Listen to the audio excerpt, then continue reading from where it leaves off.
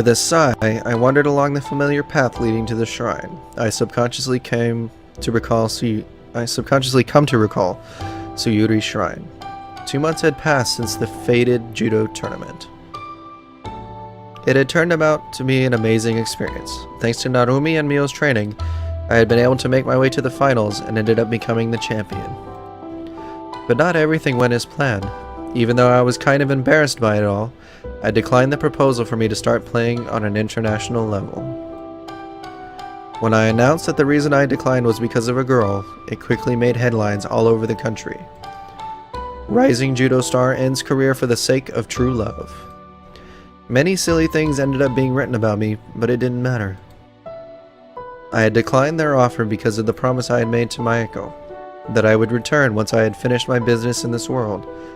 But perhaps I had been too naive, thinking that it would be as easy as that. I had been visiting the shrine every day for 2 months, praying and calling out for Suyuri, but none were ever answered. Knowing her, she's probably laughing her rear off at me, standing there shouting like this. I smiled a bit as I looked around the area, recalling how familiar it looked to the place I had visited with the fox spirits. Speaking of which, although nothing remained of the village, it turned out that there may have been a connection between it and the city of my world. Many generations ago, when the city was still a small town, a group of malicious fiends attacked the village but were later driven out. Sometime afterwards, they named this city Tsukino Toshi. A city named after a certain Sunder? It couldn't be mere coincidence, could it? Well, guess I'll visit again tomorrow. Akane. Huh? Through the rustling of the trees, I thought I heard a voice. The moment I turned around to look, a circle of unfamiliar symbols formed at my feet. Wait, what happened to the old methods? Before I had a chance to figure out what was going on, the circle lit up and I felt the ground below me disappear. It felt as though I was falling through a tunnel of sorts. A dark, never-ending tunnel that went on for what felt like several minutes, until suddenly, a light came into view and... Watch out. Before I knew it, I found myself dropping out of thin air, out of the air right on top of 2 girls standing below me, causing the 3 of us to topple onto the grouse with a loud thud. I heard grumbling from the two I had landed on and opened my eyes. Ow, that really hurt. See, this is what happens when you try and cast magic beyond your own capabilities. Mayako-chan, you need to give up on this. This hunt of yours is going to be the death of you. I'm not going to give up. Takani made a promise. I made a promise. We would keep trying to find a way to get back to one another, so I'm never, ever, ever going to stop. I couldn't believe it. I was so stunned by this turn of events that I lost the ability to speak. Machiko, Mayako, it was them, here, arguing with one another. It was too good to be true. You are a fool, Mayako. Even Mio-san has given up on the hunt. You know what Suyuri said. Something like that can only happen when the world itself needs it to. It takes more than just one person to do what you are trying to accomplish. Su-chan is only saying that because she's mean and lazy. She's lying. You're all lying. I can get him back. I will. We made a promise. Mayako, I miss him too. I do. He left a hole in all our hearts, which you just need to let time heal. I am sorry that you have to go through all this, but you must believe me. It will get better in time. It's kind of cruel to talk about me like I died, you know. Triple exclamation mark. Taka-kun! Ah, Takani, it worked. I knew it would work. It worked, it worked, it worked. Taka-kun, it is so good to see you again. I'm so happy to... The girl mumbled incoherently as she began sobbing. Mayako had been sobbing since she first saw me. I smiled despite being rather sore from the impact, and patted both of their heads gently. Did you really miss me that much? Yes. Your disappearance was the cause of so much concern.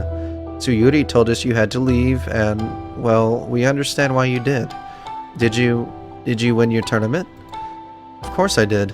Thanks to you, I was able to become the champion. I think it fell down here, Mio-chan. I think I see Chi-chan. Hey, Chi-chan, is everything alright over there? Machiko opened her mouth to return the call, but Mayako beat her to it. He's back! What? No kidding, where is he? There came a loud clamoring and rustling from the shrubs nearby, the sound of two girls pushing through the bushes at speed. The two girls rushed into the clearing, gasping loudly. Oh wow, you really are back. Idiot, idiot, idiot, idiot. How could you just leave us without even saying goodbye? Mio, he did not have a choice. He had to.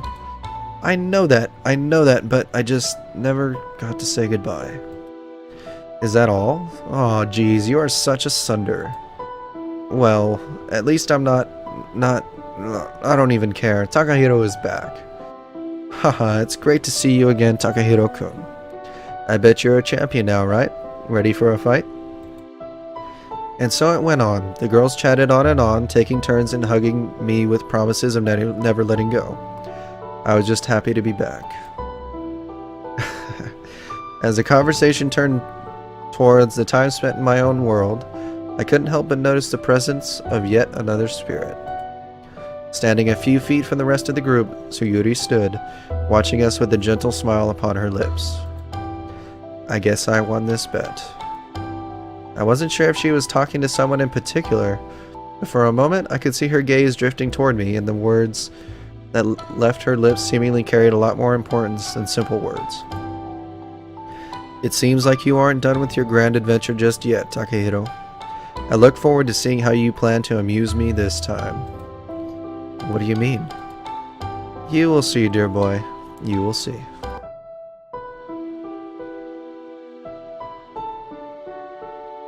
Awesome.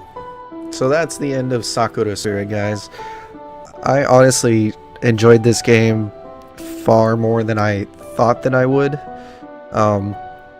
I thought it was just going to be like a perverted type of thing that was just going to make me laugh.